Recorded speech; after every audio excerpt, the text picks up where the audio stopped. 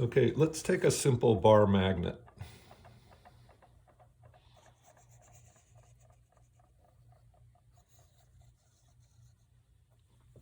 We'll give that a north pole here and a south pole here. Doesn't matter, either way is fine.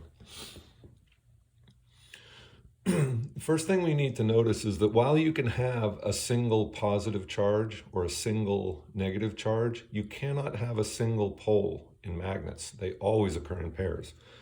Now, if we wanted to map a gravitational field, we would put a test mass around the object and see what kind of force it experiences. And if we wanted to map an electrical field, we would put a positive test charge at various places and map that out. Similarly, with a magnetic field, it's just a convention, but we've decided that we will see what happens to the north pole of a little test magnet that we put. And a compass is basically a test magnet. But if we were to put a little test magnet right here, a little compass, right with a north and a south pole, the north, and we were concerned with what happens to the north pole of that test magnet, and that would be strongly repelled by this in this direction, but it would also be somewhat attracted by the south pole. And so what we get is the field lines are always pointing away from north, and then they gradually get attracted over to south in a loop like that. Same thing here. It's going to gradually get curved back around, always pointing away from north and towards south. And we've stopped this one here, but in principle it continues around in a loop, comes back in like that. And on this end we have the same thing.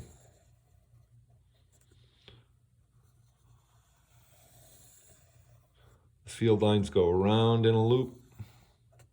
We stopped that one here, but it really keeps going like that. Then comes back in here. And that's your field for a simple bar magnet. And you could do that yourself if you just keep in mind that we're concerned with what happens to the north pole of a magnet placed there. Now, if we were to break this magnet in half, right, like that, right, so we just broke our magnet in half.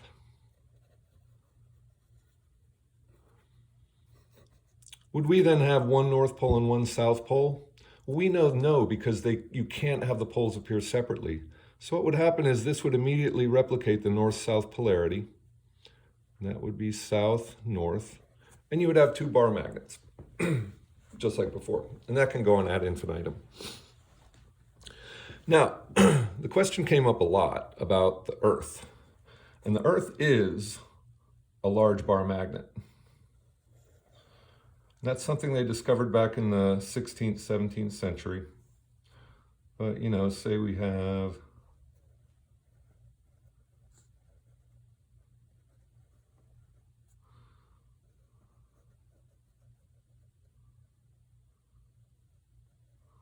some approximation of the Western Hemisphere here. And we know that the Earth is spinning on its axis, right? We know that that axis is tilted about 23 degrees. And we call this geographical north. We call this the South Pole down here. Now, we find when we take a compass, and this is a compass right here. And if I take one pole of the magnet, it attracts the south pole of the bar magnet. If I switch over here though, it attracts the north end, the red end. See? This one pulls south, north. If we stand here, right here in New Jersey, and we hold a compass, that red needle is going to point that way, up this way. And we know that that north end of the compass is showing us the field lines, right? So that means the field lines are going this way toward the geographical North Pole. But we know that field lines always point to the south, right? So that means that's the South Pole. So what we get here with the Earth's magnetic field, Down here at the South Pole, which is magnetic north, it's repelling that red needle. And then it's attracted up here and it dives back in. So the Earth ends up having a magnetic field just like the bar magnet.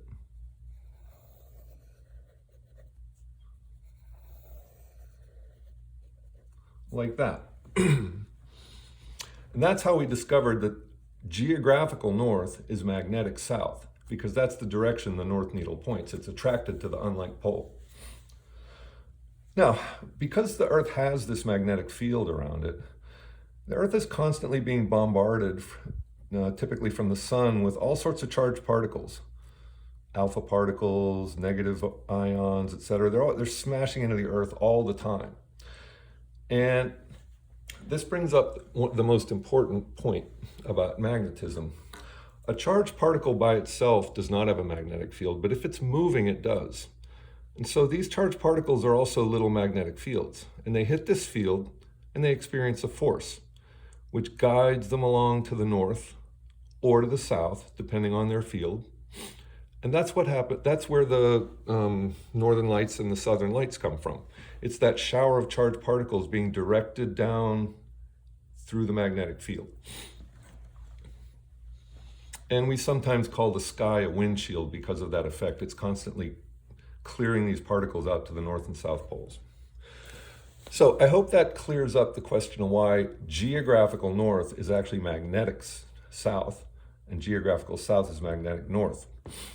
And also why the field lines gather in bunch at the poles and are farther apart at the equator. So the field's stronger up there.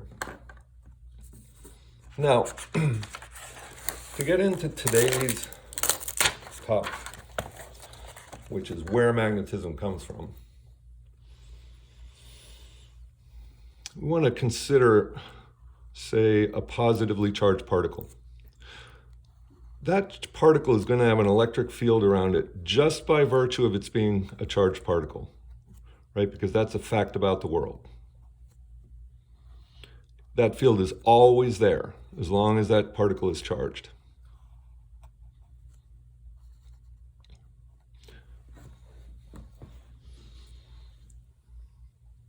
And we call that electric field E. Now the weird thing is, we're not sure why, but if we put that charged particle in motion, if we give it a velocity v, a magnetic field B will spring up around it. And don't worry about the shape at this point. But charged particles create electric fields. A charged particle in motion creates a magnetic field also. And that magnetic field is 90 degrees to the electrical field, not 87 degrees, not 88 degrees, but 90 degrees. And both fields are 90 degrees to the direction of motion. And for that reason, we're going to need to work in 3 dimensions when we do this, but we'll get to that later.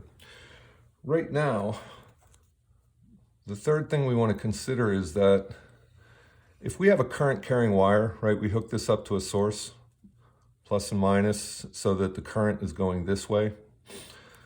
Those are charges in motion. And we know that charges in motion produce an a magnetic field. So what can we predict is going to be around any current carrying wire? That's right, an electric field.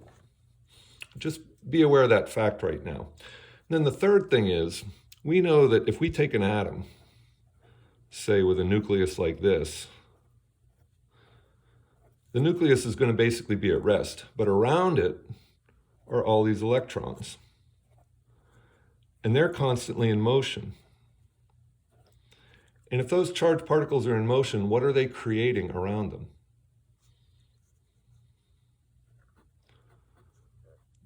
That's right, they're creating a magnetic field. So that all electrons are basically little magnets.